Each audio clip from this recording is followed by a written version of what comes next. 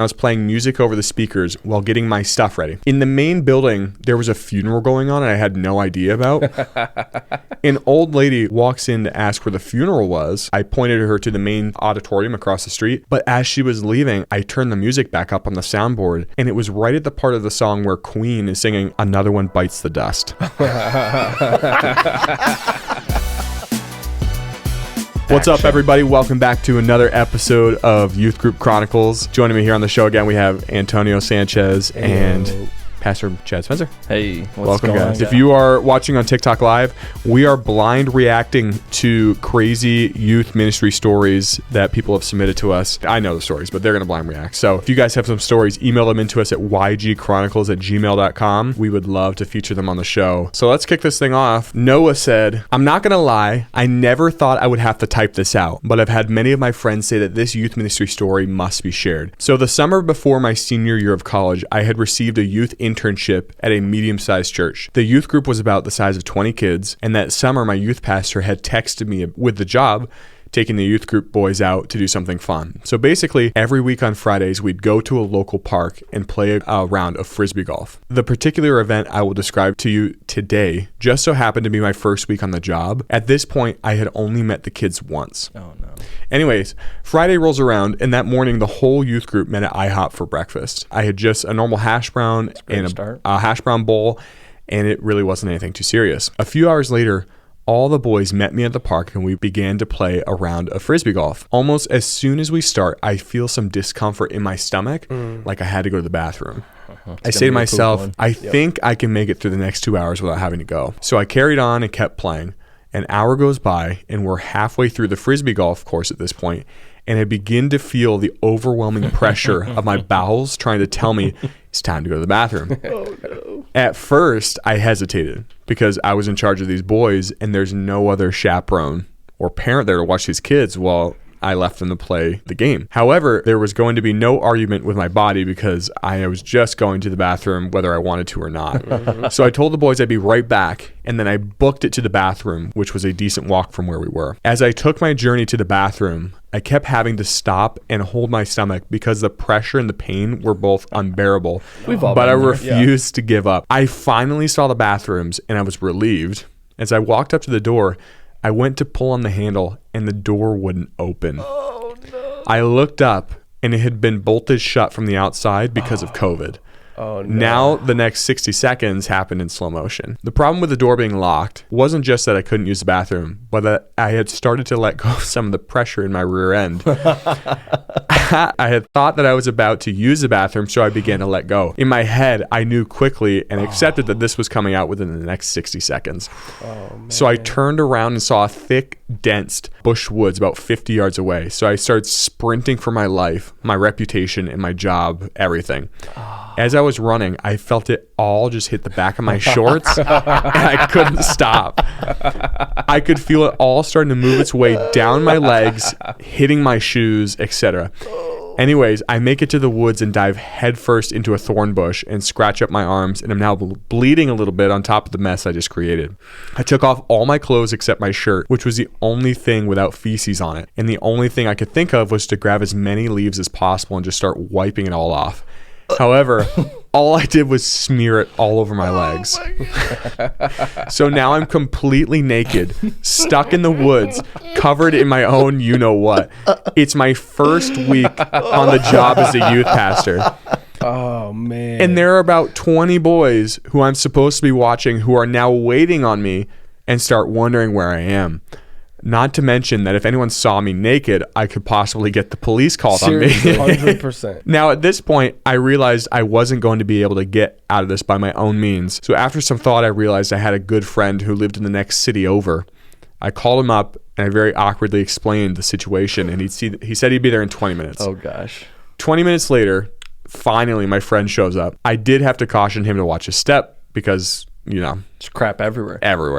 At this point, he was dying of laughter. It's a war zone. When I say this friend came in clutch, I certainly mean that. He showed up with a gallon of water, a pack of wipes, some cocoa butter lotion, towels, shorts, underwear. I gave myself a shower in the woods, changed my clothes, and came out of the woods. Then I looked down and realized I didn't have any shoes. They were also lost in the wreckage.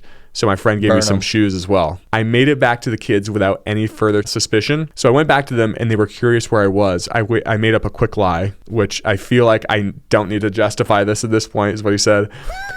And told them that I had to drive somewhere to go use a bathroom, and they kind of made fun of me. We finished up the game of Frisbee golf. I gave my devotional, and then we walked back to where we were staying for a much-needed shower. Anyways, I waited all summer to tell the youth pastor and the elders what happened. I usually refrain from going to IHOP if I have to say in the matter. Oh, my goodness. Yo, but his friend is clutch. His friend is a real friend. If any of my friends called me in that situation, I'm not showing up with that. I'm showing up with a camera. I'm showing up with several other people.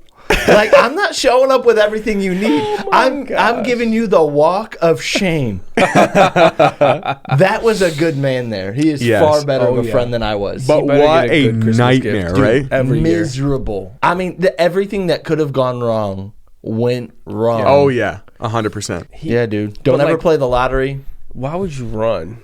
Right? Like, bro, I know he had to go, but like... You've never been there, though? I'm telling you right now. Yeah, I mean, I've been there. I wouldn't even try to go to the bathroom. I would have gone to the woods first. Really? Yeah. Heck yeah. Depending on how close, right? Like, okay, let's play through this scenario another way. All right, you crap your pants, you're running, and you're in the woods. The only thing clean you got is a shirt. Take your shirt off.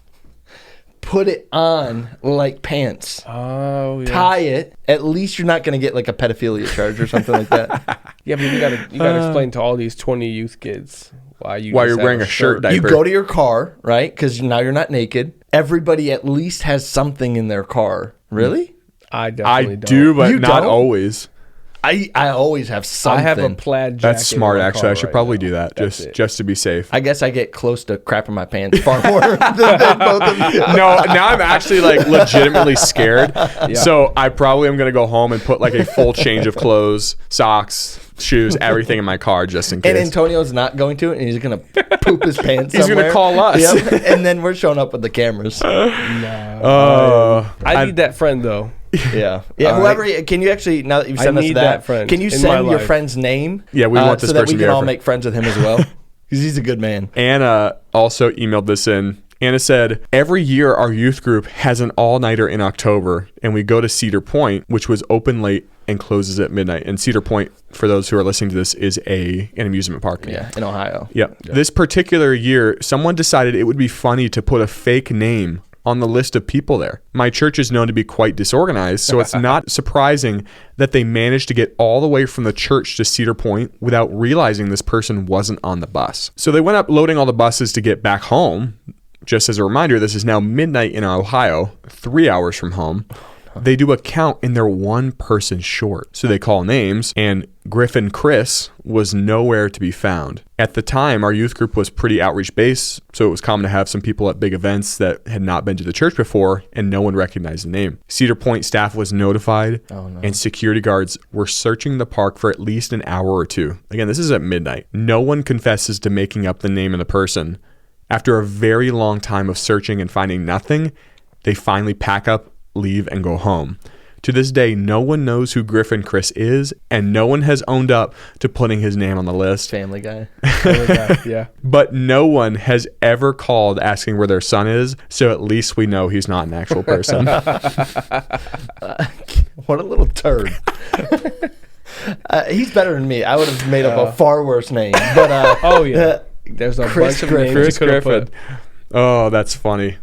You have to be pretty disorganized to... Dude, to like not even get a kid, like completely miss them. Like, I guess that's a lesson for those listening to this. Like, you have to go over the checklist of people leaving the church, not just like when you're leaving the event. Right. But what, on another podcast we did, a lady had a life-changing idea. Take a group picture before you leave. I think it was when the person got lost. The blind kid. Yeah, the deaf kid. Take a picture. Yes. Take a picture before. I don't know if that clip actually made it to social media. That was you. It was. Did that make it to the public? Yeah, it made it to the public. Yeah, we just haven't posted it to TikTok because Isaiah doesn't want to get flamed on social media, but fair. One of these days we'll put it out there. But it was a very funny story. But yeah, that's actually very wise. Take a picture of all the kids, what they're wearing. That was a very wise move. So moving on to some youth ministry fails. Again, if you're listening to this and you have some stories, maybe this has reminded you of some things that have happened, email them to ygchronicles@gmail.com. You might just get featured on the show. Here we go. Dave said, my worst youth ministry fail was when I caught 3 tables on fire during a church barbecue. Wow. To make matters worse, this was the very first event I had ever organized for youth ministry. Well, at least it wasn't during like a sermon example. Imagine it's in the church when you do it. Wrong. Yeah. Oh my gosh. How? I don't know. Cooking? It's not like are you grilling on the tables? I was wondering that when I read it. I was very curious. Sir, we need more context. Yes. Please send it. Josh said, my funniest youth ministry fail was when I was playing music over the speakers while getting my stuff ready for a youth group. In the main building, there was a funeral going on and I had no idea about. An old lady walks in to ask where the funeral was. My best guess, I pointed her to the main auditorium across the street. But as she was leaving, I turned the music back up on the soundboard, and it was right at the part of the song where Queen is singing "Another One Bites the Dust."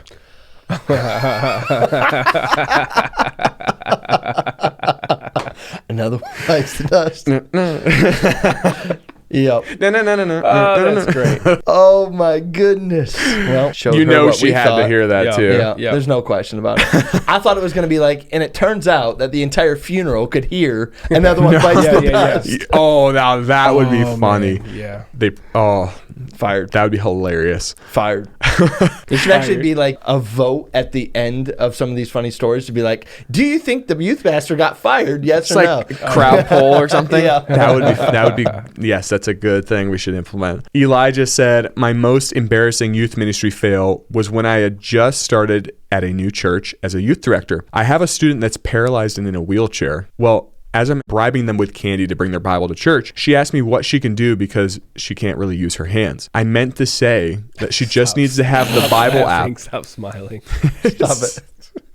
I meant to say that she just needs to have the Bible app pulled up on her phone when she enters the classroom and then she can get the reward. But instead, I told her, how about this? When you walk into the classroom, in front of all the kids. I straight up told a paralyzed student to walk into the classroom, and I felt absolutely horrible. No comment. No comment. Antonio, what do you think? 100% I would have done that. That's all I'm saying. I suffer so bad from foot mouth disease, dude. It's so bad. Yo, you actually do, so bro. 100%. I can see myself. And the funny thing is, he was actually pretty innocent about it too, and just totally messed up. It happens, guys. Yeah. It happens. Not everybody's perfect. We all fall short of the glory of God. Chris said, my funniest youth ministry fail was when I asked my youth group the question, what makes the world go round? Expecting them to say money, my guy in the back chimes in, fat bottom girls. Lesson immediately over. Oh my goodness. Fat bottom girl. That's wild. That is great. Fat bottom girl. That one backfired on him pretty quick. My funniest youth ministry fail was when I meant to say bud organisms are my favorite science and faith talk. I already know. Or my favorite Addy science and faith talk I gave. But instead I accidentally said big orgasms are my favorite. Yeah, I already knew it. Dude, come on. Why? How do you slip that one out there? I didn't mean to say big orgasms. What do you mean? What do you mean? Get it together. Oh my gosh. I can't. Earl said, one of my biggest youth ministry fails was when we had the great idea to set up a golf cart course outside. A blindfolded driver would navigate the cart with the help of a passenger who gave directions. The fastest team wins. I told them they need to go slow. It went smoothly until one driver totally gunned it, did a 180, and headed right for a crowd of onlookers, including our senior pastor. We all almost died. Yeah. Fired. That's just a bad idea. That would have been me. Fired. I mean, that actually sounds like so much fun. Like, honestly, like when I was reading that, I'm like, that actually sounds like a really fun game, but really dangerous. Really dangerous. Yeah. Sam, next time we go golfing, I'll drive and you direct me. I'm totally doing that. That would Blindfolded. be the best, dude. Daniel said, as a youth ministry intern, we loved to do crazy things for announcements. Our church's youth room was a large basement, so we took all the students downstairs, had them sit on the floor as the person up front was giving the announcements. Now, the catch was, if the person giving announcements stuttered or messed up, we had a guy with a paintball gun in the back of the room shooting paintballs at the announcer for youth group. The students were left terrified and probably a little traumatized as we shot paintball rounds over their heads rapidly with each mistake the announcer made. It was even worse. The announcer was not wearing a mask, but he was wearing a cup, so priorities. I am now in my 12th year of youth ministry, and if I had an intern who did that under my leadership, they'd be fired in a heartbeat. Where do they get these ideas from? 12 years? You made it that long? I mean, to be fair, he's looking back and saying, yikes. Yeah. Dude, that's wild. That is like, could you imagine? Like, you're like a brand new kid coming to youth group, and somebody's getting smoked on the stage.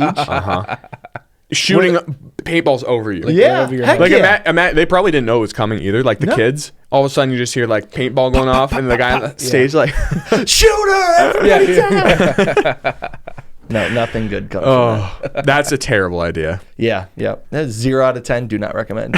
This is from Manny. He said, this is hands down one of the funniest moments in my 8 years of youth ministry. A young man from my youth group calls me to tell me he's celebrating his birthday at Peter Piper and I should come by. It was about 30 minutes until they close. I absolutely love this young man, so I'm like, okay, I'm going to show up for my dude. I get there and it's just him, his mom, and 4 young girls. He introduces his friends. We eat pizza, we talk, etc. What I didn't tell you is that this kid is totally a ladies' man. Everything he says is smoother than cream on a cheese bagel. And then he informs me that he's talking to all 4 of these young ladies, and the reason he wanted me to come to his birthday party was to help him decide which girl was the most suitable for him. I was honored that he wanted my input, but a little upset by the situation of him talking to 4 different girls at once. These girls were very good girls and genuinely nice kids, and this ladies' man needed to be stopped. He wanted to know why Solomon had 700 wives and concubines, but I can't have a measly 4 love interests. Strong points being made. Dude's a Mac, man. Oh my goodness. Great. This man's just playing the field. He's like, let me play a little bit of this. At least they all know, though. Like, I don't know if they knew. Dude. I think they were all just invited to his party and he's just scouting that them. Be better, yeah. That's wild. I'm almost positive they didn't know. I mean, that's just nuts. Like, this man, and then to bring up Solomon. Solomon had 700 concubines. Do you know what a concubine is? No. The next youth group lesson is what that was. Yep. Seems like all of the topics in the following week were God does not permit sexual immorality. Well, thanks guys for joining me on this episode of Youth Group Chronicles. Good to have you both here on the podcast again. If you're listening to this and you have stories, ygchronicles@gmail.com. Shoot them into us. You can send more than one. You don't have to be a youth pastor. You could be someone in youth ministry. You could be someone that goes to youth ministry. It could be youth ministry from 30 years ago. I don't care. We want to hear your stories. Definitely check out TikTok and Instagram. It is at YG Chronicles. So again, thank you guys for listening to the show. Like I said, it's growing every single week. Probably by the time this comes out, we'll be at a couple thousand subscribers. So definitely growing. You guys are awesome, and see you all next week. See you soon. Peace.